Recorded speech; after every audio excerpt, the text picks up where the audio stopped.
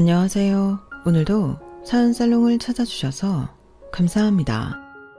서울에서 아기 하나 데리고 친정아버지께 육아 도움받으며 혼자 살아가는 돌싱녀예요. 아기가 태어난 지 얼마 안 됐는데 아이 아빠를 비롯한 시댁으로부터 아기만 데리고 도망치다 빠져나와 버렸네요. 친정아버지 혼자 사시는 친정으로 돌아와 복직하고 워킹맘으로 사는 지금 마치 천국으로 돌아온 것 같아요. 시댁 식구들과 남편과 함께 살던 그 집은 지옥과도 같았어요. 저의 전남편은 최고의 전문직으로 꼽히는 의사였어요. 전문직 남자와 결혼을 앞둔 여성분들 꼭 기억하세요. 그 남자가 개천에서 용난 계룡남인지 아님 시댁에서 개원하는 걸 서포트 해줄 수 있는 집인지를요. 제 전남편은 흙수저 집안에서 태어나 순전히 본인만 공부 열심히 해서 의사가 된 계룡남이었어요. 그러다 보니 온 시댁 식구들이 남편만 쳐다보고 빨대꽂이를 하더군요. 저도 적은 월급이지만 안정적인 공무원이고 시댁 식구들에게 최대한 정성을 다하려 했어요. 하지만 가난한 시댁 식구들은 절 가족이라 생각하는 게 아니라 남편 돈 축 내는 식충이로 보더군요. 막장 시모와 개날라리 신우 셋과 함께 살던 시댁은 거대한 불구덩이 같았어요. 계룡남이 남편과 결혼한 지 3년 된 저까지 불구덩이로 끌어내리려고 하더군요. 다시 생각만 해도 너무 싫어서 소름이 다 돋네요. 둥글둥글하고 순한 성격이라 웬만하면 다 좋게 넘어가려던 제가 이렇게 입에 거품을 물고 이혼한 걸 보면 얼마나 막장 시댁인지 상상이 되시나요? 아무것도 모른 채 의사 남편과 결혼해서 학을 떼고 이혼하기까지 지난 3년간의 썰을 한 번에 풀어볼게요. 끝까지 함께 들어주시고 여러분께서 판단해 주세요. 갓 낳은 아기 데리고 이혼한 저의 선택이 옳았는지를요. 먼저 저희 친정아버지는 태권도 선수셨어요.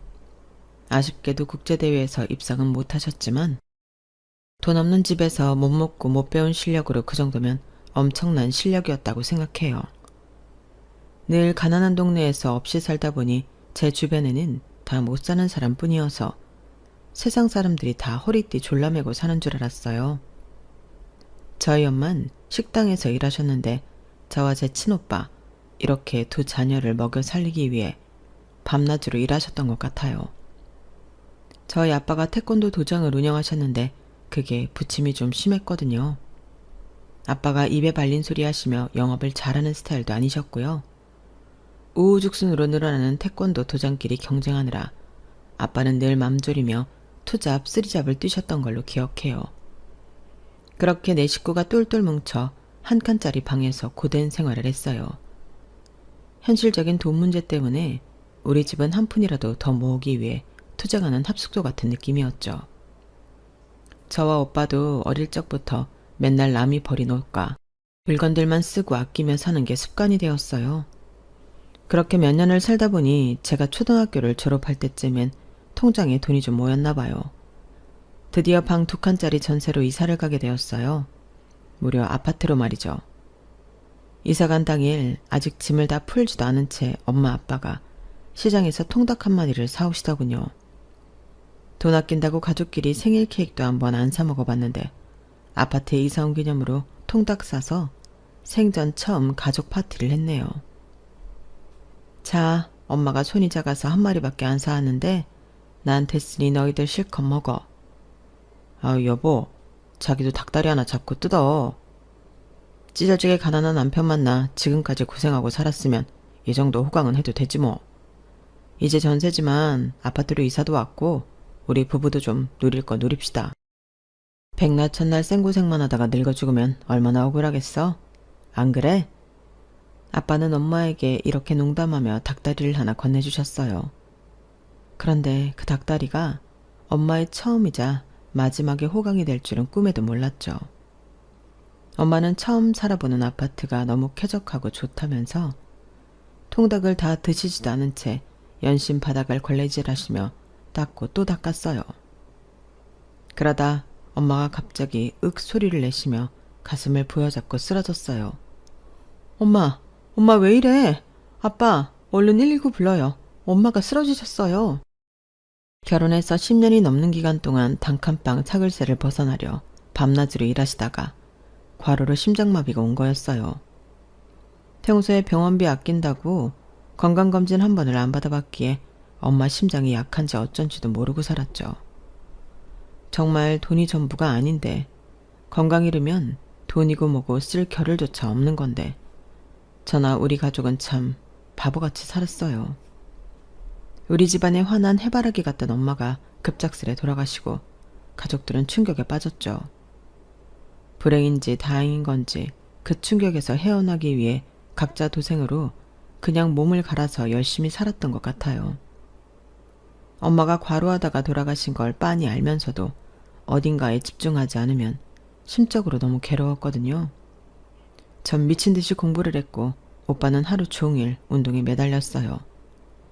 아빠는 태권도장 운영과 더불어 주말이면 투잡, 쓰리잡을 뛰셨어요.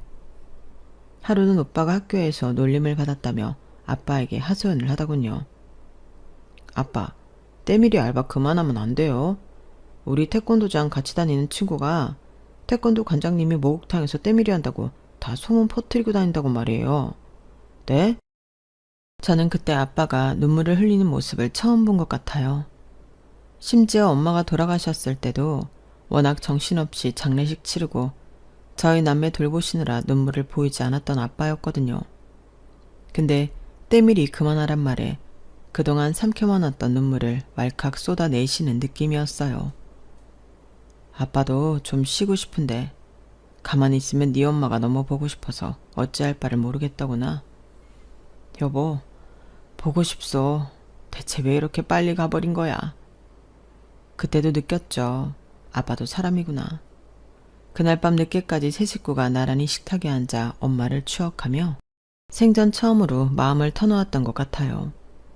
그 후로 아빠는 태권도장 운영에만 몰두하셨고 오빠는 태권도 선수가 되기 위해 진로 설정을 했으며 전 안정적인 직장인이 빨리 되기 위해 열공에 열공을 더했어요. 그 결과 오빠도 원하는 대로 태권도 선수가 되었고 전 서울 명문대학을 조기 졸업하고 7급 공무원에 합격할 수 있었어요. 전 엄마가 돌아가시고부터 뭐든 맡은 바 최선을 다하는 게 습관이 되었죠. 그렇게 몇 년을 일하다 보니 상체 관절 여기저기가 너무 아프더라고요. 노가다 일하는 사람이나 몸 상하는 줄 알았는데 항상 뻣뻣하게 컴퓨터 앞에 앉아있는 사무직들도 아프기 마찬가지더군요. 직장 근처 정형외과에 단골 환자가 되고 말았죠. 그날도 환자 대기석에 앉아 진료를 기다리고 있었어요. 그런데 옆에 앉아 계신 모르는 할아버지가 카통 사육법을 저한테 물어보시더군요. 전 당연히 친절히 가르쳐드렸죠. 아유, 고마워요 아가씨. 참하고 예쁘게 생긴 아가씨가 노인네 모르는 걸 친절하게도 알려주네. 아, 별 말씀을요. 칭찬 감사합니다. 한 5분쯤 지났을까? 이번엔 저쪽에서 웬 할머니가 절 향해 소리치며 달려오시더군요. 딸아, 내 딸아, 오랜만이다. 웬 모르는 할머니가 제게 딸이라고 하며 와서는 와락 부둥켜 앉더군요. 전 너무 놀랐어요. 심지어 그 할머니는 몸에서 악취가 심했어요. 이게 어찌된 일인가 어리둥절하며 그 할머니와 껴안고 있었는데 안에서 진료를 보던 정형외과 의사와 간호사들이 나와서 할머니를 제게서 떼어내시더군요. 아이쿠, 제가 다 죄송합니다. 치매 걸린 할머니 환자분이신데 따님으로 착각했나 봐요. 현재 딸하고 연락이 안 되신다고 하네요. 가족으로부터 버림받아서 충격이 큰가 봅니다. 특히나 안 씻는다고 난리치셔서 요양보호사분들이 난감해하시네요. 여튼 환자분께 민폐 끼쳐서 죄송합니다. 정형외과 의사로부터 자초지종을 다 듣고 나자 그 할머니가 너무 불쌍했어요. 그 치매 걸린 할머니는 여전히 절 보고 딸아를 외치며 버둥거리셨어요. 전 괜시리 돌아가신 엄마가 생각나서 그 할머니한테 다가가 다시 한번 말없이 안아드렸어요. 가족한테 버림받았다니 제 마음이 너무 아팠거든요. 그렇게 상황이 일단락되고 저도 정형외과 진료를 보고는 일을 마치고 퇴근해서 집에 돌아왔죠. 갑자기 모르는 핸드폰 번호로 전화가 오더군요. 누구시죠? 저 아까 그 정형외과 의사입니다. 치매 걸린 할머니로 인해 대화 나누었던. 기억하시죠? 아, 의사 선생님 안녕하세요. 근데 어쩐 일로 전화 주셨나요? 혹시 제가 진료비를 일부 계산 안 한 게 있나요? 아, 아닙니다. 그냥 너무 인상 깊어서 연락드렸습니다. 실례를 무릅쓰고 진료 기록 보고 연락처 알아내서 전화해 본 거예요. 전화 받아주셔서 고맙습니다. 실은 전부터 인상 깊게 봤어요. 미리 말씀드리면 전 아직 총각이고요. 불순한 의도로 보미 씨를 지켜봐왔던 건 아닙니다. 사적인 감정으로 지켜봐왔지만 총각이 아가씨 좋아하는 게 불순한 건 아니겠죠? 근데 보미 씨 아직 결혼 안 하신 분 맞죠? 그의 속사포 렉 같은 고백이 당최 이해가 안 가더군요. 하지만 시종일관 웃으며 얘기하는 그의 목소리가 즐겁게 들렸어요. 저도 덩달아 기분이 좋아지더군요. 진료도 꼼꼼하고 친절하게 잘 봐주셔서 선생님이 환자가 제일 많던데 사적으로 대화 나눠도 참 소탈하시네요. 성격이 좋으신 것 같아요. 좋게 봐주셔서 감사합니다. 가끔 저희 병원 내 다른 의사한테 진료받으시던데 그럴 때면 질투가 나더라고요. 여튼 계속 신경이 쓰였습니다. 오늘 낮 사건도 있고 겸사겸사 이대로 지나가선 후회하겠다 싶어 연락드렸습니다. 제 고백을 받아주세요. 성격이 급하시네요. 저희 아직 사적으로 만나지도 않았는데 제가 이상한 여자면 어쩌려고 그러세요? 그럼 알아갈 기회를 주세요. 당장 내일 퇴근하고 저녁 식사 같이 하죠. 어떠세요? 그렇게 그 정형외과 의사와 저는 바로 다음날 만나서 밤 12시까지 호프집에서 재미나게 얘기하다 헤어졌네요. 그 호프집에 들어갈 땐 서로 꽤나 어색했지만 나올 땐 손잡고 나왔어요. 그만큼 첫 만남에 대화가 아주 잘 되었고 웃음이 끊이지 않았죠. 공통적인 관심사도 많았고요. 그리고 솔직히 털어놓자면 키 180 넘고 얼굴도 잘생긴 훈남 의사가 제게 스트레이트로 호감을 표현하는데 안 넘어갈 여자가 몇이나 있을까요? 그 남자의 이름은 박의상. 이 사람과 전 그날부로 커플이 되었죠. 이런 식으로 공부했으니 명문대 의대생이 되었겠구나 싶을 정도로 저와의 관계에 있어서 저돌적이었어요. 진짜 추진력 하나는 짱이었죠. 결혼 얘기까지 나오는데 몇 달 걸리지도 않았네요. 그런데 딱 하나 걸리는 게 있었어요. 바로 그의 가족들이었죠. 박이상 이 남자는 위로 누나 셋이 있었고 일찍이 홀로 된 홀어머니와 함께 살고 있었어요. 누나들은 모두 시집갔지만 하나같이 남편들과 사이가 안 좋다며 이혼 얘기가 오가는 중이라더군요. 그래서 그런지 뻔질나게 친정을 드나들었어요. 누나 셋과 홀어머니가 합심하여 마치 저와의 데이트를 방해라도 하려는 듯 맨날 불러대더군요. 분위기 잡고 뒷골목 아무도 없는 곳에서 뽀뽀라도 해볼락 하면 느닷없이 전화벨이 울렸어요. 여보세요? 큰누나? 집에 온 거야? 또 매형이랑 싸웠다고? 육탄전을 벌린 거야? 아휴, 애들도 있는데 성질 좀 죽이지 그랬어. 어디 다친 데는 없고? 정형외과 전문의인 남동생이 우리 누나 다친 데 없나 한번 봐줘야지 뭐. 지금 곧 갈 테니 조금만 기다려. 아니, 누나가 남편하고 치고받고 싸웠다고? 그걸 어떻게 아무렇지도 않게 얘기해? 평소에도 그래? 그게 일상이라 이제 나도 아무 느낌이 없네. 여튼 당장 집에 가봐야겠어. 자기야, 정말 미안해. 우리 내일 또 한번 분위기 잡아보자고. 빠이빠이. 그랬던 케이스가 어림잡아도 한 30번은 넘는 것 같아요. 한 번은 너무 열이 받아 남친한테 불같이 화를 내기도 했죠. 지금 장난해? 나랑 데이트 중에 또 쪼르르 집에 가겠다는 거야? 이번엔 몇 번째 누나가 남편하고 싸웠다는 거야? 자기 누나들은 다 쌈딱이야? 매번 이래놓고 나한테 결혼하자고 했던 거야? 어디 무서워서 결혼을 하겠어? 닭이 부리로 지렁이 쪼듯이 자기네 식구들이 날 쪼아먹는 거 아니냐고. 이 정도로 소리치며 화냈으면 남친도 반격할 줄 알았어요.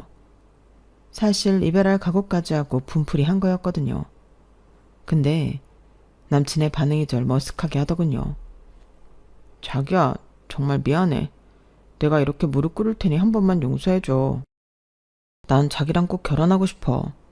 우리 엄마랑 누나들 다들 가난하게 자라고 가난한 매형들 만나 고생하는 사람들이라 거칠게 변해버렸나 봐. 원래는 진짜 여리고 심성 곱고 착한 사람들이야. 너무 불쌍하잖아. 그나마 우리 집에서 가장 성공한 내가 걷어줘야지. 안 그래? 자기도 어렸을 때 가난했었다며. 내 심정 알겠지? 남친의 사슴같이 큰 눈망울에 눈물이 가득 고여 저한테 빌리고 또 비는데 제가 오히려 미안해지더군요. 결혼 전에 아주 냉철하게 판단했어야 했는데 그때 당시엔 저도 완전히 남친한테 퐁당 빠져버려 아무것도 보이지 않았네요. 남친은 절 얼른 자기네 집에 데려가 인사시키고 싶어 했어요. 그동안 결혼하고 싶어서 어떻게 참았는지 엄청난 추진력으로 밀어붙이더군요. 저도 남친을 사랑했기에 거의 다 그의 제안대로 따랐던 것 같아요. 조신하고 깔끔하게 차려입고 예비시댁에 갔죠. 표면상으로 현재 그 집엔 남친과 예비시모만 살고 있었기에 시모 선물 정도만 챙겨갔어요. 그런데 막상 도착하니 현관에 웬 신발이 엄청 많이 있더군요. 누나들과 조카들까지 총 출동했더라고요. 그런데 어느 하나 절 반겨주는 이가 없었어요. 다들 쫙 찢어진 눈으로 팔짱 끼고 절 노려보고 있더군요. 안녕하세요. 김봄이라고 합니다. 처음 뵙겠습니다. 형님들도 다 와 계신지 모르고 어머님 선물만 좀 사왔네요. 꽤 큰 과일 바구니니 이따 부엌에서 제가 깎아올게요. 야, 장난해? 벌써부터 어디서 형님이래. 우리가 널 올케로 받아들일 것 같아? 그리고 우리 집안 대들보를 통째로 뽑아간다면서 겨우 과일 바구니 딸랑 들고 와? 듣자하니 집, 차, 병원 개원하는 비용 중에 하나도 안 해온다면서. 의사 남편을 가지려면 물질적인 희생을 좀 해야 하는 거 아니야? 의상이 누나로서 나 이 결혼 용납 못해. 합당한 돈을 가져오라고. 돈. 남친 둘째 누나로부터 첫 대면에 야소리에 돈 가져오라는 소리를 듣자 하니 머릿속이 하얘지더군요. 사람으로부터 이렇게 심한 모욕을 당한 건 생전 처음이었어요. 그나마 옆에 있던 남친이 말려줘서 거실로 겨우 입장할 수 있었죠. 둘째 누나, 자자 진정하고 내 말 좀 들어봐. 내가 개원할 때까지 돈 아끼기 위해 결혼 후 우리 집에서 엄마랑 몇 년만 학가하기로 했어. 그리고 봄이가 그동안 일하면서 모은 돈도 가져오기로 했으니 너무 뭐라 하지 마. 봄이 놀라겠다. 예비 시모도 한성갈 하는 사람 같았어요. 박 의상이 헛똑똑이야. 널 사위 삼겠다는 부잣집 딸내미들이 줄을 섰는데 어디서 저런 가난뱅이 버러지를 데리고 오냐? 아유, 내 팔자야. 네가 정형외과 개원하려면 당장 몇 억이 필요한데 며느리 덕 좀 버리고 했건만 진짜 천년이랑 결혼할 거냐? 이대로 있다간 정말 안 되겠더군요. 예비 시댁 식구들의 기가 보통이 아니었어요. 저도 결혼 파토낼 각오하고 할 말은 해야 할 것 같았죠. 아니 어머님, 가난뱅이 버러지라뇨. 저희 아버지와 오빠는 태권도 도장 잘 운영하고 계시고 저도 7급 공무원으로서 정년 보장되고 평생 연금 받을 수 있는 안정적인 직장 가졌는데 이 정도가 버러지 소리 들을 수준인가요? 말씀이 너무 심하시네요. 초면에 제가 이 집안 식구들한테 이토록 조림돌림 당할 만큼 만만해 보이세요? 이 결혼은 없던 걸로 하겠습니다. 부잣집 며느리 얻어서 기생충처럼 다들 들러붙어 사시든지 마음대로 하세요. 눈물이 나오는 걸 꾹꾹 참고 자리를 박차고 뛰쳐나왔어요. 그들 앞에서 울면 왠지 지는 느낌이었거든요. 자기네들도 그리 부자는 아니면서 나보고 돈 없다고 무시하는 꼴이라니. 의사 아들 하나 뒀다고 아주 양반이 따로 없었죠. 저와의 결혼을 강력히 원하던 남친은 진짜 파토날까봐 그날 이후 거의 저를 스토커처럼 따라다녔어요. 귀찮을 지경이었죠. 자존심에 크게 상처를 입은 제가 이별을 선언하고 꿈쩍도 안 하자 남친은 다른 수를 쓰더군요. 남친 혼자 결혼식장을 예약하고는 청첩장까지 찍어서 제가 일하는 사무실 사람들한테 다 돌리더군요. 당연히 저한테도 한 장 주고요. 어이없어 하고 있는 제게 동료들은 다들 축하해줬고요. 화가 나서 남친을 따로 만나 진지하게 대화를 했어요. 대체 이게 뭐하는 짓이야? 자기 스토커야? 난 당신네 가족들이 원하는 돈 많은 집안 자식이 아니야. 부잣집 딸내미 하나 꼬셔서 얼른 결혼해. 우리 헤어져. 다신 찾아오지 말라고. 그럼 나 없어져 버릴 거야. 봄이가 나랑 결혼 안 해주면 나 이 세상에서 없어져 버릴 거라고. 넌 내게 전부야. 내가 우리 가족들이 뭐라 하는 거 다 막아줄 테니 얼른 식 올리자. 식장까지 다 예약해놨어. 아니, 우리 혼인신고부터 빨리 해치워버리자. 자기랑 법적으로 얼른 부부가 되고 싶어. 내가 이미 봄이 아버님이랑 오빠도 만나서 얘기 끝냈어. 우리 결혼 허락 받아냈다고. 우리 가족들은 나한테 맡겨. 다들 내 말이면 껌뻑 죽는 사람들이니 상견례고 뭐고 식장에서 보면 되지 뭐. 집으로 가니 아빠와 오빠가 제 결혼을 진심으로 축하해 주시더군요. 제 속도 모르고 말이죠. 우리 딸 결혼한다고? 남자친구 얘기를 아빠한테 한 번도 안 하더니 이미 청첩장까지 만들었더구나.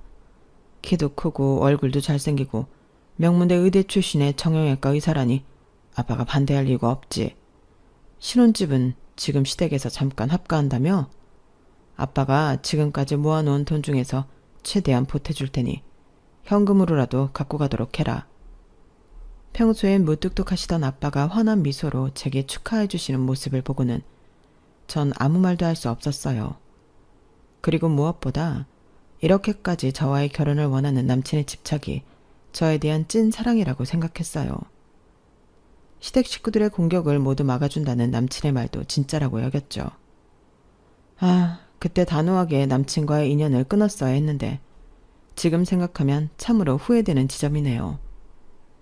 남친의 말대로 상견례도 생략하고 결혼식장에서 시댁 식구들 2번째로 봤네요. 그런데 신부 대기실에서 신부 입장하기 전에 또 작은 소동이 벌어졌어요. 갑자기 우리 고모가 너무 당황해 하시더군요. 봄이야. 내 보석들이 든 가방이 통째로 없어졌어. 당장 경찰이라도 불러야겠어. 고모가 예전부터 하던 루비 반지랑 다이아랑 진주 목걸이 등등. 너 알지? 그거 다 합치면 1,000만 원도 넘는데 이를 어쩌니? 저희 친정과는 다르게 고모는 부잣집에 시집가서 주얼리도 다 진짜 보석들로만 착용하던 분이었어요. 그런 보석들을 통째로 잃어버렸다니 큰일이었죠. 제 결혼식에서 발생한 일이었기에 신부 입장 전 얼른 수습해야겠다 싶어 경찰을 불렀어요. 바로 CCTV까지 확인했지만 CCTV 사각지대에서 벌어진 일이라 경찰도 절도범을 찾지 못했죠. 너무 안타깝고 고모한테 제가 다 죄송했지만 그 사건은 그렇게 넘어가고 말았어요. 남편의 병원 일이 너무 바쁜 시즌이었기에 신혼여행은 가까운 일본으로 잠시 다녀왔어요. 3명의 신우들과 시모 선물로 각각 샤넬백을 선물로 사들고 갔어요. 다 제 돈으로 말이죠. 시댁 식구들이 당연히 좋아하실 줄 알았어요. 근데 제 예상은 완전히 빗나갔죠. 야, 샤넬백 정도로 퉁치고 넘어가려고 했어? 의사를 남편으로 맞이했으면 적어도 에르메스 정도는 선물로 들고 와야 하는 거 아니야? 막내 형님, 자꾸 야야거리시는데 올케라고 정확히 호칭을 불러주시는 게 좀 더 교양 있지 않을까요? 제가 이 집에 시집 올 때 현금 2억 넘게 들고 와서 어머니가 형님들께도 섭섭지 않게 드리고 나머지 현금은 나중에 남편 개업할 때 쓰려고 통장에 넣어놓고 있습니다. 무슨 밥숟가락 하나 덜렁 들고 온 며느리 마냥 몰아가지 마시라고요. 샤넬백 싫으시면 저 돌려주세요. 당장 중고로 처분할 테니. 아니, 저건 어디서 지보다 나이도 많은 형님들한테 눈을 희번뜩이며 지랄이야. 그리고 줬다 빼는 게 어딨냐? 어서 내놔. 에르메스 대신 이거라도 하고 다녀야지 뭐. 첫째부터 셋째까지 자매들이 하나같이 지랄들인지 정말 남이었으면 머리칼이라도 쥐어 뜯어주고 싶을 만큼 얄미웠어요. 그렇게 지옥 같은 합가가 시작되었죠. 거지 같은 성깔에 시모와 합가하는 걸 제가 너무 쉽게 여겼나 봐요. 그 후로 스트레스를 너무 많이 받아서 소화가 안 되고 머리가 아파 진통제며 소화제를 달고 살았던 것 같아요. 참으로 바보 같았죠. 70대의 시모는 물떠와라부터 시작해서 모든 걸 제게 다 시키더군요. 저도 하루 종일 공무원 일하며 진이 다 빠져서 집에 돌아왔는데도 시모는 살림에 손 하나 까딱 안 하고 다 시켜 먹었죠. 요실금이 있던 시모는 하루에 빤스만 몇 개씩 뒤집어 벗어내 놓았어요. 가끔은 변실금까지 있는지 똥 묻은 팬티까지 저보고 빠르라더군요. 어머님, 정형외과긴 하지만 아들이 의사인데 아들한테 요실금, 변실금 같은 거 상담 좀 받아보세요. 병원 추천받아서 진료도 한 번 더 받아보시고요. 맨날 오줌 똥 묻은 팬티를 다 저보고 빨래하라고 하시면 며느리 보기 창피하지도 않으세요? 야 이년아, 진짜 보자 하니 어른한테 못하는 말이 없구나. 넌 뭐 안 늙을 것 같냐? 평생 젊을 것 같냐고. 너도 나중에 똥오줌 지리는 날이 올 거야. 잔말 말고 빨아. 손빨래 팍팍 해서 얼룩 다 치우란 말이야. 지금 어머님 나이 들었다고 뭐라고 하는 거예요? 손발 멀쩡하시면 이런 건 며느리인 저한테 시키지 마시고 직접 하세요. 저도 비이상해서 더 이상 빤스는 못 빨겠네요. 게으르기만 하고 무지 까다롭던 시모의 비위 맞추기가 힘들게 어질 때쯤 첫째 시누이가 이혼했다며 애 둘을 데리고 시댁으로 들어왔어요. 돌아버리겠다군요. 여기 방 3개니까 나랑 애들이랑 작은 방 하나 써도 되지? 나 남편이랑 이혼했으니 다른 남자들이랑 소개팅도 해야 하고 바쁠 것 같으니 올케가 주말마다 애들 좀 맡아줘. 네? 이혼을 하셨다고요? 갑자기 왜요? 아니 남편이 새삼스레 내가 정가 가지고 비아냥대잖아. 깜빵 들락날락거린 년이라나? 참네. 모르고 결혼한 것도 아니고 본인도 어릴 적부터 깜빡 드나들기를 밥 먹듯이 했으면서 말이야. 전 제가 잘못 들은 줄 알았어요. 얼굴은 곱상하게 생겨서 깜빵? 너무 놀라서 동공지진이 일어났죠. 따로 남편한테 물어봤어요. 큰형님이 정가 기록이 있어? 감옥 갔다 왔냐고. 미리 말 안 해서 미안해. 오래전 일이라 까먹고 있었네. 까먹을 게 따로 있지. 그런 걸 나한테 얘기 안 하면 어떡해. 대체 무슨 죄로? 몇 개월이나 교도소에 있었던 거야? 몇 번째 전과 말하는 거야? 누나 사기랑 절도 출범이라 좀 여러 번 왔다 갔다 했어 감옥. 날라리인 줄은 알고 있었지만 사기에 절도까지 7범이라니. 갑자기 큰 신우가 무섭기까지 하더군요. 그 후로 뭔가 제 귀중품 보관을 좀 더 조심하게 됐죠. 큰 신우와 조카들이 시댁에 얹혀 살았어도 자잘한 살림은 다 제 몫이었어요. 그날도 큰 신우 방까지 쓸고 닦고 하고 있었죠. 그런데 어디서 낯익은 복주머니가 보였어요. 밑에 이름이 이니셜로 조그맣게 적혀있길래 확인했더니 우리 고모 이니셜이었고 그 안에 들어있는 보석들은 어릴 적부터 봐오던 고모의 주얼리들이 확실했어요. 그럼 그때 결혼식장에서 고모 주얼리를 훔친 사람이 바로 내 큰 신우? 그때부터 손발이 달달 떨리기 시작하더군요. 결혼 후 다른 남자 만나러 다니느라 정신없던 큰 신우가 집에 도착하자 붙잡고 따져 물었어요. 이 복주머니 이거 어디서 난 거예요? 우리 고모 것이 확실한데? 결혼식장에서 훔친 거예요? 아 이거 그냥 누가 화장대 위에 놨길래 내가 갖고 온 건데? 뭐야 지금 내가 훔쳤다고 의심하는 거야? 그때 경찰 오고 난리 났었던 거 다 봤으면서 진짜 뻔뻔하네? 또 깜빵 가고 싶어요? 당장 경찰에 신고할 거예요. 그때 옆에 있던 남편이 전화기를 들고 신고하려던 절 말리더군요. 제발 진정하고 내 말 좀 들어봐. 지금 또 누나가 깜빵 가면 조카들은 누가 키우겠어? 지금도 이혼한 매형이 양육비 한 푼도 안 줘서 내 월급에서 누나 생활비 주고 있는데 제발 신고하지 말고 그냥 넘어가주면 안 될까 여보? 뭐? 이혼한 누나랑 조카 생활비를 당신이 내고 있다고? 어쩐지 나한테 생활비 한 푼 안 주고 다 내 월급으로 커버하려는 이유가 있었구만. 난 당신이 개원할 비용 모으려는 줄 알고 생활비 한 푼도 요구 안 한 거야. 근데 엄한데 돈을 쓰고 있어? 아유 이 등신아. 가족들이 말려서 결국 신고는 안 하고 그대로 넘어가고 말았어요. 마음속으로 고모에게 너무나 미안했죠. 설상가상으로 한 달 뒤 둘째 시누이가 조카 넷을 데리고 시댁으로 기어 들어오더이다. 나도 언니처럼 쿨하게 이혼해버렸어. 아이 낸 육아에 스트레스 받아 돌아버리겠는데 동네 아줌마들하고 호스트바 한번 갔다고 남편이 난리를 치잖아. 지는 룸사롱이며 노래방 도우미며 맨날 여자들이랑 뒹굴면서 말이야. 아니 둘째 형님, 저희도 시댁에서 신혼살림하고 있긴 하지만 여기가 방 3개짜리 30평 아파트인데 아이 4까지 데리고 여기서 어떻게 다 같이 지내시려고요? 거실에서 자면 되잖아 올게. 너무 싫은 티 팍팍 내는 거 아니야? 기분 잡치게. 곧 방 얻어서 나가줄 테니 걱정 말라고. 이 집 식구들은 죄다 구라쟁이들인지 얼마 뒤 나간다는 둘째 시누이는 계속 거실에서 지내더군요. 맨날 속 끓이고 있는 제 눈치를 살살 보던 남편은 저와 단둘이 여행을 한번 가자고 권유했어요. 가까운 제주도로 다녀왔는데 여행 내내 머릿속엔 시댁에서 탈출하고 싶다란 생각뿐이었죠.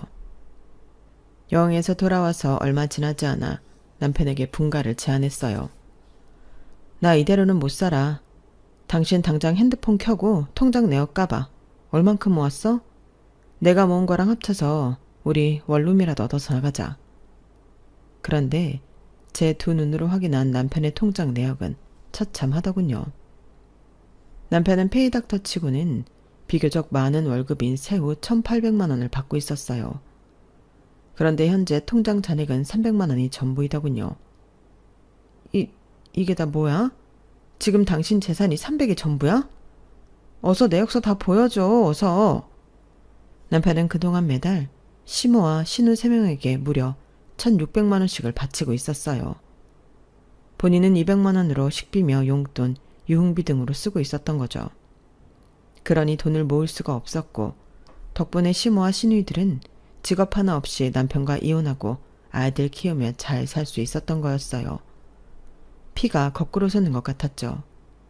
내 쥐꼬리만한 공무원 월급은 살림살이하는데 다 들어갔는데 개업할 돈 모으라고 터치 안 한 남편 월급은 죄다 신우들과 시모에게 들어가고 있었다니. 더는 못 참겠더라고요. 이혼해. 다 필요 없어. 이렇게는 못 살아. 이게 무슨 결혼 생활이야. 노예 생활이 따로 없지 뭐야. 그것도 날 경멸하는 사람들과의 합숙 생활을 매일 하려니 나도 힘 빠져. 변호사 선임하고 이혼 서류 준비할 테니 당신도 대비해. 남편은 또 강하게 만류하더군요. 하지만 이제 더 이상 남편 얼굴도 마주하기 싫었어요. 그런데 참 하늘도 무심하시지. 지난달에 갔던 제주도 여행에서 덜컥 임신이 되어버렸어요. 속이 미식거려서 혹시나 하는 마음에 테스트기를 해보니 빼박 임신이었죠. 0.1초 동안 남편 모르게 아이를 치우고 그대로 이혼을 진행할까도 생각했지만 일단 남편에겐 알려야겠다고 생각했어요. 뭐? 야호, 너무 잘됐다. 우리 아기라니. 너무 예쁠 것 같아. 딸이든 아들이든 우리 꼭 낳아서 잘 키우자. 이혼 같은 건 없던 일로 하자. 자기야, 내가 다 미안해. 앞으로 누나들한테 생활비 주던 건 일단 반으로 줄일게. 누나들 직장 잡을 때까진 어쩔 수 없을 것 같아. 대출을 받아서라도 원룸으로 분가하자는 저와의 약속을 남편은 차일피일 미루더군요. 그러는 동안 저의 배는 불러왔고 만삭이 될 때까진 직장을 다녔던 저는 너무 힘들었어요. 그러다 출근길에 덜컥 양수가 터져버렸어요. 어찌할 바를 모르겠더군요. 생판 모르는 사람을 붙잡고 좀 도와달라고 사정했어요. 119에 실려가서 바로 아기를 낳아야만 했죠. 제왕절개로 아이를 낳았는데 전 아주 늦게 태어났다고 해요. 수술 도중 죽다 살아났다고 하더군요. 어쩐지 자궁뿐만이 아니라 몸 전체가 부서질 듯 너무 아팠고 왠지 모르겠지만 목소리도 다 쉬어서 아예 안 나왔어요. 친정 아버지께서도 마냥 제 곁에 잊을 수가 없었고 남편도 페이닥터이니 입원하는 내내 있어줄 수가 없었어요.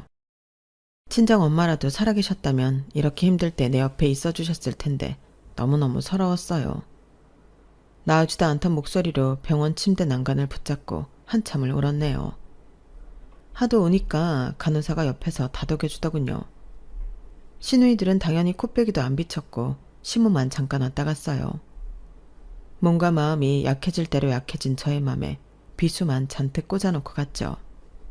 야, 너만 애 낳은 거 아니다? 이 세상에 애엄마들이 얼마나 많냐? 그렇게 침대에 누워서 편히 보내니 좋지. 얼른 일어나. 집 와서 살림해야지. 우리 집에 사람만 10명이 넘는데 네가 없으니 돼지우리가 따로 없구나. 아참, 이 말하려고 왔는데 깜빡할 뻔했구나. 너 요즘 여자들이 가는 산후조리원 갈 생각은 추워도 하지 말아라. 2주 있는데 몇백만 원이나 돈 쓸 생각하지 말라고. 집 와서 살림하며 움직이면 그게 다 운동이 돼서 산모한테 더 좋단다. 너무 열받은 저는 악마 같은 시모한테 울부짖으며 소리쳤어요. 지금 그따위 말짓거리로 여기 왔어요? 어머님 사람 맞아요? 완전히 사이코 아니에요? 지금 어머님 손자 출산하다가 죽다 살아난 며느리한테 그게 할 소리예요? 내 돈으로 산후조리원 갔다 올 테니 상관하지 마세요. 입원실에서 당장 나가세요. 당장! 내 선택은 완전히 잘못된 거였어요. 애초에 하면 안 되는 결혼이었죠. 단순히 돈만 없는 시댁이 아닌 상식과 예절이 아예 없는 시댁 식구들이었죠. 제 기준으로는 사람처럼 안 보였어요. 그저 악마들, 의사 아들한테 돈 빼가는 개 버러지들로만 보였어요. 오히려 아기를 낳고 엄마가 되고 보니 저 혼자 키워도 충분하겠다는 생각이 들더군요. 어차피 남편에게도 정내미가 다 떨어졌거든요. 그 정점이 되는 사건이 얼마 후 발생했어요. 육아휴직을 하고는 집에서 갓난아기를 보고 있는데 남편으로부터 전화가 한 통 걸려왔어요. 여보, 셋째 누나가 이혼하고 기분 풀러 콘서트장 갔다가 애를 낳았대. 지금 당장 병원으로 좀 가줘야겠어. 아기는 우리 엄마한테 맡기고 말이야. 뭐? 셋째 형님이 애를 낳았다고? 이혼은 또 언제 했대? 거기 남편은 뭐하고 내가 병원을 가? 누나가 말하길 애 아빠가 누군지 몰라서 전 남편을 못 부른다네. 매형애는 아닌가 봐. 그래서 말인데 당분간은 당신이 애 좀 키워줘야겠어. 뭐? 지금 자기 뭐라고 했어? 우리 사랑이 낳은 지 얼마나 됐다고 나보고 애 아빠가 누군지도 모르는 조카를 키우라고? 제정신이야? 그럼 어떡해. 셋째 누나가 취업해서 직장에 다녀야 한다는데 산후조리도 제대로 못한 채 돈 벌러 직장 나가는 우리 누나가 불쌍하지도 않아 자기는? 순간 결심했어요. 아, 이 남자도 제정신이 아니구나. 이 남자랑 계속 살다간 내 명이 못 죽겠구나. 이 집 식구들은 날 사람이 아닌 노예로 보는구나. 탈출하자.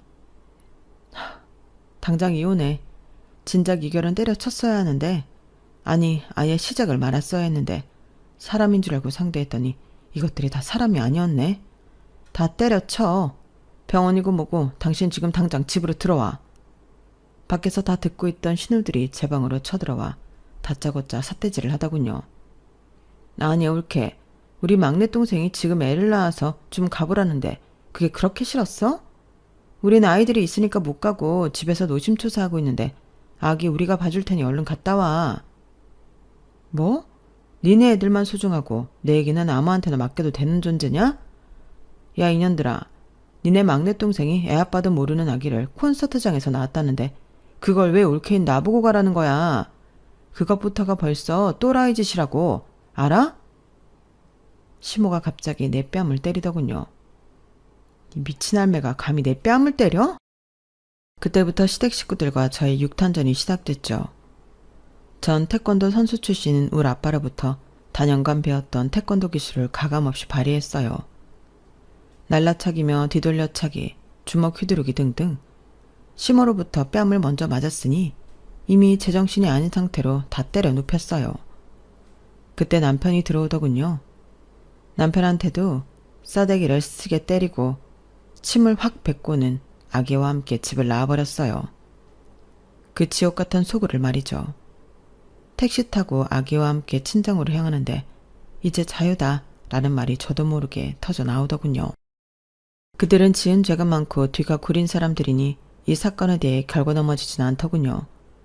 저의 매운맛을 보여줬더니 이혼도 순순히 해줬어요. 그 후로 양육비도 매달 꼬박꼬박 주고 있고요. 친정 아버지께는 죄송하지만 제 인생에서 가장 잘한 일은 이혼이네요. 시댁에 더 있었다간 아마 스트레스로 이미 저 세상 사람이지 않을까 싶어요. 여러분께서도 너무 아니다 싶으면 과감히 인연을 끊는 게 정신건강에 좋지 않을까 싶어요. 물론 저의 케이스처럼 막장 시댁은 거의 없겠죠. 결혼 전에 눈 크게 뜨고 꼭 현명한 선택을 하시길 바랍니다. 제 이야기는 여기까지입니다. 모두 행복하시고 건강하세요. 여러분 사연 댓글에 응원과 현명한 조언 부탁드려요. 좋아요와 구독은 저에게 큰 힘이 됩니다. 오늘도 좋은 일 가득하세요.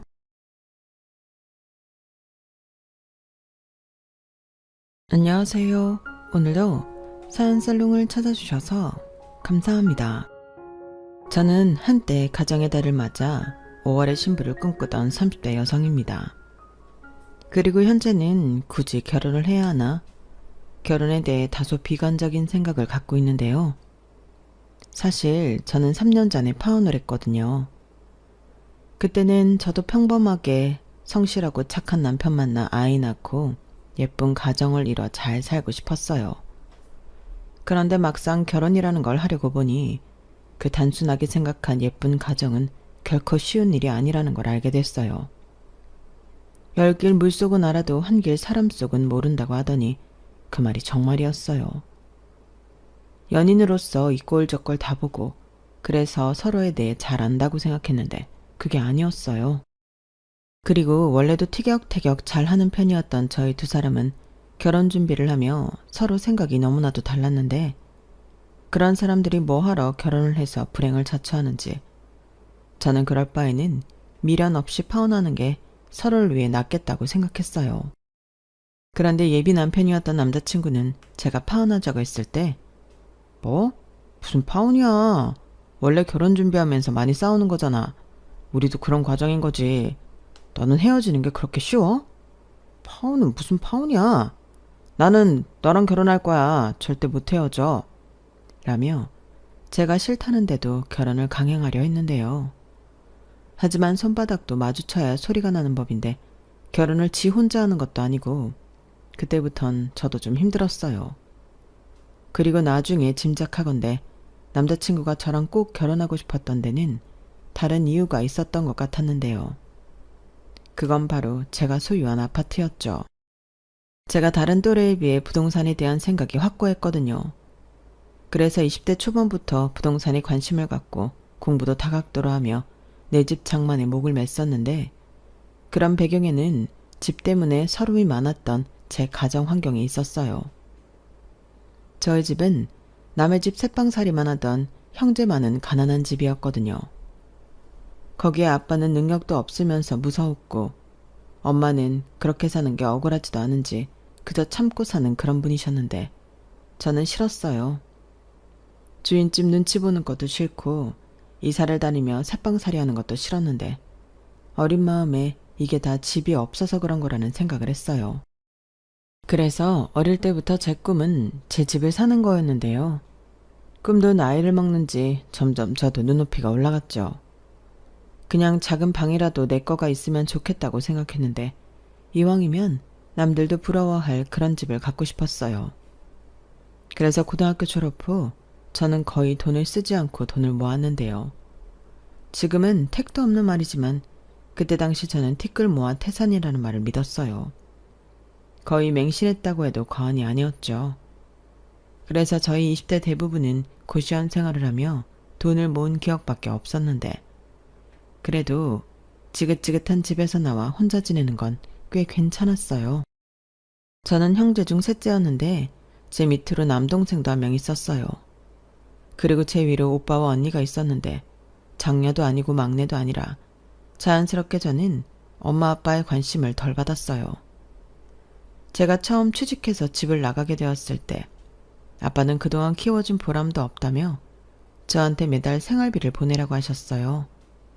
하지만 저는 싫다고 했는데 제가 원해서 태어난 건 아니잖아요. 자기들이 풍족하지도 못하면서 저를 낳아 고생만 시켰으면서 무슨 생활비를 보내라고 하는 건지 저는 끝까지 싫다고 버텼고 결국 집에서 쫓겨났어요.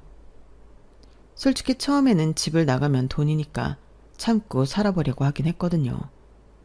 그런데 어차피 이 집에 살면 제가 버는 돈을 뺏길 것이 분명해 그냥 나가는 게 낫겠다고 생각했어요. 어찌 보면 이런 날이 올 것 같아 그동안에도 아르바이트를 하며 돈을 모았는데 제가 모은 돈으로 방을 얻는다는 건 말이 안 되는 거였어요. 그래서 그때부터 가장 싼 고시원을 전전하며 지냈는데 어릴 때는 삶의 질이 중요하다는 걸 몰랐어요. 하지만 점차 고시원 생활이 불편하다는 생각을 하게 되었고 딱 전세자금만 만들자 생각하며 돈을 모았는데요. 그래서 그때까지 제 몸무게는 말도 안 되는 39kg였어요. 하루에 한 끼, 그것도 가장 싸게 먹는 거 아니면 대충 때웠는데 살이 붙을래야 붙을 수가 없었죠. 보통 일을 하면서 점심 식대가 나오니 주로 그렇게 끼니를 해결했어요. 그래서 그때 많이 먹고 저녁은 우유 한 잔으로 넘기거나 했는데 그렇게 지내다 보니 저는 늘 말라 있었어요. 그런데 참 희한하죠? 저는 제 몸이 단 한 번도 예쁘다고 생각해 본 적이 없었는데 제가 키가 큰 편이고 마르다 보니 길에서 모델 제안을 받게 되었어요. 그때는 이게 뭔가 얼떨떨했는데 페이가 듣고 보니 깜짝 놀랄 수준이었어요. 그래서 쇼에서는 모델은 아니어도 쇼핑몰과 지역 잡지 등의 전속 모델로 활동하며 돈을 벌었는데요. 그때도 저녁에는 식당 일을 하며 돈을 계속 모았어요. 하루라도 빨리 전셋집에 들어가고 싶었거든요. 그리고 제 나이 26살에 좁은 원룸이긴 했지만 풀옵션으로 전세를 얻어 들어가게 되었는데 그때 전세 보증금이 무려 4천만 원이었어요. 그리고 저는 그 보증금을 빚도 하나 없이 순전히 제가 모은 현금으로 지불했는데 그때 알았네요. 아, 이게 사람 사는 집이구나. 근데 그 집이 진짜 오래되고 뷰라고 할 것도 없는 남의 집 담벼락에 말도 안 되게 오래된 구식 건물이었는데 저한테는 궁전 같은 곳이었어요. 그렇게 그곳을 시작으로 저는 본격적으로 더 나은 주거 공간에 살고 싶은 꿈을 꾸게 되었는데요. 공부를 하면 할수록 저처럼 아무것도 없는 사람은 아파트밖에 없는 것 같더군요. 그래서 청력에 엄청 공을 들였어요. 그러니 그런 제가 남자나 연애에 관심이 있을 턱이 없었는데 남녀의 인연이란 어느 날 갑자기 찾아오는 거더군요. 첫사랑도 변변하게 하지 못한 저는 소위 말하는 연애 세포가 없는 것 같았어요. 솔직히 남자보다는 돈이 더 믿을 수 있고 좋았거든요. 하지만 그것도 옆에 아무도 없을 때 이야기지 막상 마음에 드는 남자를 만나면서 죽은 세포가 깨어난 듯 제 마음도 변하게 되었는데 그 시작은 짝사랑이었어요. 제가 모델 일할 때 사진 찍어주는 그 남자를 좋아하게 되었거든요. 하지만 내성적이고 이성에게 어떻게 다가가야 하는지 모르던 저는 소가리만 했어야 했는데 그때 몇 안 되지만 제 친구들이 그랬어요. 너는 짝사랑만 하다 끝나겠다. 솔직히 너 정도면 자신감을 가져도 되는 거 아니야? 모델이잖아. 라고 하는데 모델도 제가 하고 싶어 하는 게 아니라 돈 벌려고 하는 거지. 제 천직은 아니었어요. 그런데 제 친구들은 저를 무슨 연예인이라도 되는 듯 치켜 세워주곤 했는데 제가 짝사랑하는 그 남자야말로 저보다 더 자신감 있는 여자들을 많이 만나봤을 거라는 생각에 더 용기가 나지 않았어요. 그래도 나름 저는 제 마음을 표현하려 애를 쓰긴 했는데 그 남자는 둔한지 전혀 눈치를 못 채는 것 같더라고요. 그렇게 제가 좋아하길 1년이 넘어가고 있었는데 오랜만에 다른 스태프들이랑 회식을 하게 되었고 보통은 회식 참석은 하지 않고 식당 일을 하러 가는데 그날은 예외였어요. 좋아하는 사람이 있으니 조금이라도 같이 있고 싶었죠. 그리고 얼마나 긴장을 했는지 본의 아니게 술을 많이 먹었는데 저는 눈을 떠보니 그 남자 차에서 제가 자고 있었는데 얼마나 놀랍게요. 깼어요? 다행이다. 나는 깨어도 못 일어나길래 어째야 하나 난처했는데. 정말요? 죄송해요. 제가 술을 많이 먹었나 봐요. 원래 이렇게까지 마시지 않는데. 저 오래 잤어요? 좀. 그리고 제가 선정씨 집을 모르잖아요. 그렇다고 차에서 계속 자게 할 수도 없고. 집이 어디예요? 데려다 줄게요. 아, 괜찮아요. 택시 타고 가면 돼요. 가뜩이나 저 때문에 늦으셨는데 들어가셔서 쉬셔야죠. 나 내일 쉬어요. 그리고 차 가지고 와서 술도 안 마셨고. 선정씨 잘 때 나도 같이 잤더니 피곤하지도 않은데. 괜히 위험하게 택시 타지 말고 집 어디예요? 내가 데려다 주는 게 마음이 편해서 그래요. 저는 술김이긴 했지만 그렇게 그 남자와 단둘이 차를 타고 저희 집 앞까지 가게 되었어요. 사실 그렇게 먼 거리는 아니라서 차로 가니 금방이었는데 너무 아쉬웠죠. 그때만큼은 집이 아주 멀었으면 좋겠다는 생각이 절로 들었는데 어쩔 수 없었죠. 그래서 내리기 전에 오늘 신세진 건 제가 다음에 꼭 갚을게요. 제가 밥이라도 한번 살까요? 라고 했는데 그 남자가 그러더군요. 밥? 그럼 오늘 사요. 뭘 다음에 사. 마침 배도 살짝 고프고. 근데 어디 가기도 그러니까 편의점에서 컵라면에 삼각김밥 어때요? 이 정도면 굉장히 싸게 먹히는 것 같은데? 저는 주책맞게도 그 순간 그냥 우리 집에 가서 라면을 끓여줄까? 그런 생각을 혼자 했어요. 하지만 혼자 사는 여잣집이고 몇 마디 나눠본 적도 없는데 여자가 갑자기 자기 집에 가자고 하면 그 남자가 저를 얼마나 가볍게 볼까 싶어 저는 그러자고 했죠. 그렇게 저희 두 사람은 동네 편의점에서 컵라면과 삼각김밥을 먹었고 그때 이야기를 많이 나누게 되었는데 왜 그리도 좋기만 한지 저는 너무 행복했어요. 자주 먹었던 라면이랑 삼각김밥이었는데 미슐랭 저리 가라 할 정도로 맛있었죠. 게다가 그 남자와 저는 말도 제법 잘 통했는데요. 동이 트는 줄도 몰랐답니다. 저는 일할 때 그 사람이 하도 말이 없길래 과묵한 사람인 줄 알았거든요. 그런데 농담도 할 줄 알고 말도 잘하는 사람이었어요. 그리고 그 이후 저희 두 사람은 급속도로 친해졌는데 그럼에도 불구하고 저는 그때까지도 좋아하는 마음은 표현할 수 없어 짝사랑만 이어갔어요. 몇 번 고백을 하려고 하긴 했는데 도무지 용기가 나지 않았거든요. 그렇게 횟수로 2년 넘게 지내다 보니 이렇게는 도저히 안 되겠다는 생각이 들었고 죽기 아니면 까무러치기라도 하자는 심정으로 디데이를 정했는데 그 디데이는 바로 발렌타인데이였어요. 그리고 제가 늘 그 사람과 촬영하는 게 아니었기 때문에 저는 그 사람에게 문자를 보냈는데요. 시간 괜찮으면 발렌타인데이에 만나서 밥을 먹자고 하니 그 사람이 기다렸다는 듯 곧장 오케이라는 단문자를 보내더라고요.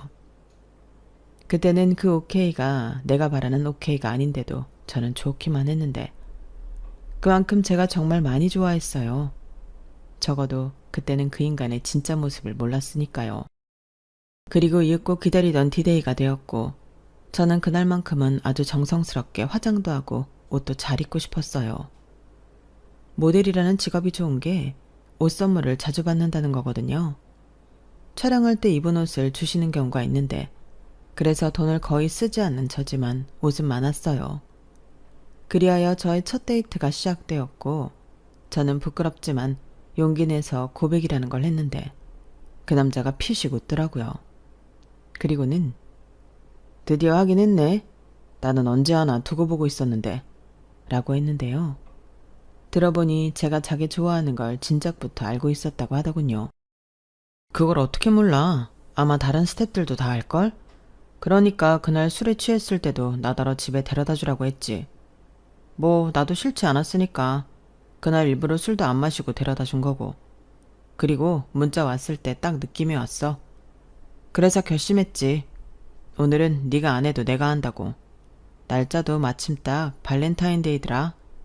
원래 발렌타인데이는 남자가 고백하는 날이기도 하잖아. 그 사람은 행여 제가 부끄러워할까봐 주섬주섬 준비했던 초콜릿을 꺼내며 장난치듯 말했어요. 그리고 저는 그 사람의 말에 얼굴이 홍당무처럼 붉어졌는데요. 그때까지만 해도 저도 순수했어요. 자, 받아. 그리고 내 마음도 같이 받아줘. 알겠지? 뭐예요? 내가 고백하려고 했는데 사람 민망하게. 민망하게 뭐가 민망해. 그래서 기회가 왔을 때 내가 잡으려고 하잖아. 그리고 혼자 고백하면 살짝 뻘쭘하니까 같이 하자고. 그럼 덜 민망하잖아. 그건 그런데 그랬으면 먼저 좀 고백해주지. 내가 그동안 혼자 짝사랑하느라 얼마나 애가 탔는 줄 알아요? 완전 적반하장이네. 그러게 왜 그렇게 시간을 끌었어. 빨리 좀 하지. 내가 맨날 오늘은 좀 해라. 이런 마음으로 일 나간 거 알아? 치사해. 자기 좋아하는 거 뻔히 알면서 그동안 즐거웠나 봐. 즐겁지, 신났지. 내가 좋아하는 여자가 나 좋아하는데 안 신날 사내 놈이 어딨나? 그리고 우리 다른 사람한테는 내가 고백했다고 하자. 발렌타인데이잖아. 그 사람은 참 다정하고 센스 있는 사람이었어요. 그리고 연애하는 내내 이런 남자가 내 애인이라는 게 너무 기쁘고 자랑스러웠는데 그렇게 연애를 2년 정도 하니 서로 집에도 놀러가며 데이트를 하게 되었어요. 그때 당시 남자친구는 월세로 오피스텔에 살고 있었는데 솔직히 버는 것보다 쓰는 게 많아서 늘 마이너스더라고요. 그런데 저는 보증금도 순전히 제 돈이고 모아둔 돈도 제법 있다 보니 다른 의미로 남자친구가 저를 대단하게 생각했는데 딱 그 타이밍에 청약이 당첨되었어요. 위치와 평수가 너무 마음에 들어서 못 먹어도 고라는 심정으로 넣었던 곳이었거든요. 그런데 청약이 덜컥 당첨되었고 저는 기쁜 마음으로 그동안 모았던 돈을 전부 털어넣었어요. 제가 가진 돈은 계약금에 불과했고 당연히 중도금은 대출을 받아야 했는데 저는 일단 전세 보증금이 있으니 무조건 아파트에 올인할 생각이었어요. 그리고 그 기쁨을 남자친구랑 함께 나누는데 남자친구가 그랬죠. 우리 그 아파트 완공되면 결혼하자. 신혼집으로 너무 좋잖아. 라고 하더라고요. 물론 좋은 집 장만해놓고 결혼하고 다른 곳에 살 생각은 없었는데 남자친구가 저렇게 말하니 프로포즈를 받기라도 한 듯 기분이 묘하더군요. 아파트가 보통 완공되기까지 2, 3년은 걸리지만 결혼이라니 가슴이 두근두근 거렸어요. 그리고 먼저 저렇게 말을 하는 걸 보니 집 대출금도 같이 갚자고 하는 줄 알았는데 그건 아니더군요. 살짝 아쉬운 마음도 들긴 했지만 저는 김칫국을 먹은 제 자신을 탓했어요. 결혼 전이고 사람 일은 아무도 모르는 건데 나라도 덥석 내 이름도 아닌 대출금을 같이 내자는 소리 못하지. 박선정, 정신 차려. 이렇게 자책하며 저는 제 힘으로 쉽지만은 않은 돈을 모으기 시작했어요. 한번 중도금 나갈 때마다 휘청했는데 그래도 제 명의의 아파트가 생긴다는 게 꿈처럼 행복했죠. 그리고 그 즈음엔 아무래도 제가 더 돈에 연연할 수밖에 없었는데요. 돈 되는 일이면 마다하지 않고 다 했던 것 같아요. 그리고 그 즈음 꽤 큰 프로젝트 촬영이 있어 해외에 나갔다 오게 되었는데 그때 받은 돈이 액수가 좀 됐었죠. 저는 그걸 받아서 잘됐다 생각하고 대출금을 크게 갚았는데 그렇게 벌어서 메우고 또 벌어서 메우고 반복하다 보니 아파트가 완공이 되었어요. 그렇게 남은 중도금 대출이 잔금 대출로 전환이 되었고 그동안 꾸준히 잘 갚은 덕에 제가 그 집에 입주할 쯤은 남은 대출금은 1억 남짓이었는데 다들 어떻게 그럴 수 있냐고 신기해했죠. 그러니까 제가 그 집을 현금으로 총 3억 정도에 들어가게 된 건데 위치도 그렇고 이미 완공되기 전에 집값이 마구 뛰었어요. 그래서 다들 저더러 로또 아파트 받았다고 부러워했는데 그렇게 저랑 남자친구는 행복한 결혼 준비를 하게 되었죠. 제가 먼저 아파트에 들어가 있었고 결혼하면 가정가구를 차려하게 될 것 같아 저는 최대한 물건을 사지 않고 버텼어요. 그러자 남자친구가 이런 제안을 했는데요.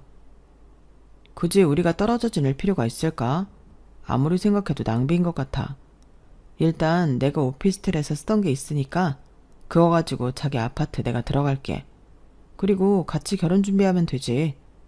라며 은근슬쩍 남자친구가 동거하자고 하더라고요. 아무리 결혼을 전제로 만나고 있다고 하지만 동거라니 저는 좀 내키지 않았는데 남자친구는 어차피 결혼할 사이이고 동거가 합리적인 선택이라며 저를 계속 설득했어요. 생각해봐. 월세도 아깝고 각각 사면 공과금도 각자 다 내야 하잖아. 원래 결혼하기 전에 같이 살아보는 것도 요즘은 트렌드야. 막상 결혼식하고 같이 사는데 죽어도 안 맞으면 그땐 어떡해. 이혼하는 게 쉬운 일도 아니고. 이렇게 남자친구는 계속해서 저를 설득했는데 나중에는 자기도 너무 외롭다며 저랑 한시도 떨어져 있기 싫다고 했어요. 근데 제가 바보 같았는지 그 말이 신경 쓰였고 저 역시도 계속 혼자 살았기 때문에 사랑하는 사람이랑 한시라도 빨리 함께하고 싶었어요. 그래서 고민 끝에 결혼 전 동거를 하기로 했는데요. 생각을 바꾸니 어려운 일도 아니었어요. 결혼하면 네 돈 내 돈 할 것 없이 우리 돈이 될 텐데 남자친구가 살던 오피스텔 월세가 상당했거든요. 그러니 같이 살면 그 돈을 세이브할 수 있고 멀리 볼 때는 그게 나은 것 같았는데 그렇게 남자친구가 제가 사는 아파트에 들어오게 되었어요. 마침 필요한 가정가구들도 많았는데 그때만큼은 잘한 결정이라고 생각했죠. 또한 사랑하는 사람과 이젠 한 집에서 같이 산다고 생각하니 벌써부터 설레고 행복했는데 저는 제가 이렇게 쭉 이 남자랑 함께 할 거라고 믿었어요. 하지만 사람 사는 게 마냥 뜻대로 되는 게 아니었고 남자친구 말이 자기는 모은 돈이 없어서 오피스텔 보증금을 빼면 그 돈으로 결혼 준비를 할 수 있다고 했는데요. 문제는 그뿐만이 아니었어요. 남자친구가 살던 오피스텔이 좀처럼 나갈 생각을 하지 않더라고요. 그 집이 나가야 그 보증금으로 결혼 준비를 하는데 공실임에도 보러 오는 사람들이 없었고 시간만 마냥 흘러갔죠. 그렇기에 저는 자꾸만 조바심이 났는데 남자친구는 그런 저에게 그럴 필요가 없다고 했어요. 자기는 보증금 못 받고 있는데 괜찮아? 뭐 떼먹을 것도 아니고 없어지는 돈도 아닌데 뭐 어련히 주겠지. 그리고 나는 이미 자기랑 같이 살고 있어서 괜찮은데 여기 사람들 다 우리가 신혼부부인 줄 알잖아. 그러니까 나는 그것도 신경 쓰인단 말이야. 우리 아직 결혼 전인데 사람들 속이는 것 같고. 에이, 무슨 그런 생각을 해. 우리 결혼할 거잖아. 자기가 요즘 너무 예민해. 그럴 필요 없다니까. 마음을 좀 더 여유 있게 가져. 저는 자기가 받아야 하는 보증금인데도 저리 여유를 부리고 있는 남자친구가 이해가 가지 않았어요. 저라면 어떻게 해서든 그 돈을 받아왔을 것 같은데 남자친구는 이미 같이 살고 있으니 결혼은 천천히 해도 된다고 생각하는 것 같더라고요.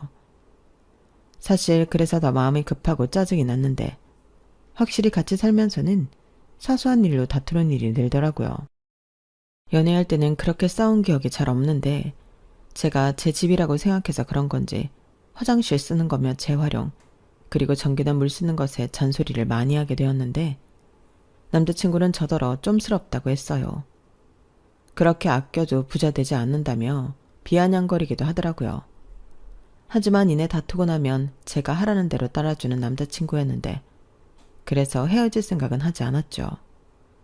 사람이 원래 맞춰가며 사는 건데 저는 저희 두 사람도 이렇게 맞춰가는 거라고 생각했거든요. 그리고 사실 남자친구랑 함께 살아 좋은 점도 많았는데 무엇보다 정말로 신혼부부가 된 듯 즐거움이 많았어요. 같이 청소도 하고 맛있는 밥도 만들어 함께 먹으니 밖에서 돈 쓰면서 데이트하는 것과는 비교도 되지 않더라고요. 그리고 그런 부분은 남자친구랑도 잘 맞아서 이렇게 지내면 돈도 금방 더 모을 수 있을 것 같다는 생각도 들었는데 그것도 어디까지나 제 생각이었어요. 저는 꼭 필요한 거 말고는 돈을 아예 안 쓰자는 주의였는데 남자친구는 돈을 아주 쉽게 쓰는 타입이더라고요. 자기 꾸미는 것도 좋아하고 남들 사주는 것도 좋아하고 그리고 무엇보다 충동 구매가 많았는데 연애할 때는 몰랐지만 같이 사니 이건 꼭 고쳐줘야 하는 나쁜 습관이라는 생각이 들었어요. 그러니 꼭 필요할 때는 돈이 없어 마이너스 통장을 썼는데 결혼해서 같이 살면 그 역시도 제가 갚아야 하는 빚이잖아요. 하지만 결혼도 하기 전인데 돈 가지고 잔소리하는 게 쉽지 않았고 저는 그건 결혼하면 가장 먼저 상의해야겠다고 생각한 문제였는데 돈에 대해 생각이 다른 건 다른 문제에서도 갈등의 원인이 되었어요. 남자친구는 한심하게도 자기 오피스텔이 나가지 않고 있으니 자기 보증금에서 월세를 계속 까고 있다고 하더라고요. 뭐? 그게 무슨 말이야? 월세 계약 끝났고 자기는 이사 왔잖아. 그런데 왜 월세를 내고 있어? 집주인 할아버지가 다음 세입자 들어오기 전까지는 내가 내는 거라고 하던데 이사는 내가 자발적으로 나온 거잖아. 그게 아니지. 자기는 월세를 아끼려고 내 아파트에 들어왔잖아. 근데 지금 그러면 살지도 않고 돈만 내고 있는 꼴인데 그러다 돌려받을 월세도 없어지지. 그러니 아예 이건 법으로도 말이 안 돼. 지금 보증금 못 받고 기다려주는 것도 크게 양보하고 있는 건데 이게 무슨 경우야? 그런 거야? 나는 다 그렇게 하는 거라고 하길래 그런 줄 알았지. 그리고 거기가 무슨 개발을 한다고 해서 집주인이 보증금을 2배 가까이 올렸대. 그래서인지 사람들이 보러 오지도 않고. 뭐? 보증금을 올렸다고? 저는 남자친구의 말에 속이 터질 것만 같았어요. 그러니 그 집주인 할아버지라는 사람도 남자친구한테 덤탱이를 씌우려 했던 거겠죠. 그리고 제 생각에 돈 돌려주고 싶지 않으니 보증금 다 까먹을 때까지 집을 새놓을 생각이 없어 보였는데요. 저는 가만히 있으면 안 된다고 생각했어요. 남자친구의 돈은 곧 제 돈이라고 생각하기 때문에 더 열을 올리면서 방법을 찾았죠. 그리고 그 방법은 어렵지도 않았어요. 이미 정해진 법의 틀에서 해결하면 됐는데 그 집주인에게 내용 증명을 보내니 거짓말처럼 보증금을 돌려받았거든요. 그런데 그 돈으로 결혼 준비를 하자고 했던 남자친구는 저랑 상의도 하지 않고 자기 카드값이랑 그동안 썼던 마이너스 통장을 해결하느라 보증금은 다 썼다고 하는 겁니다.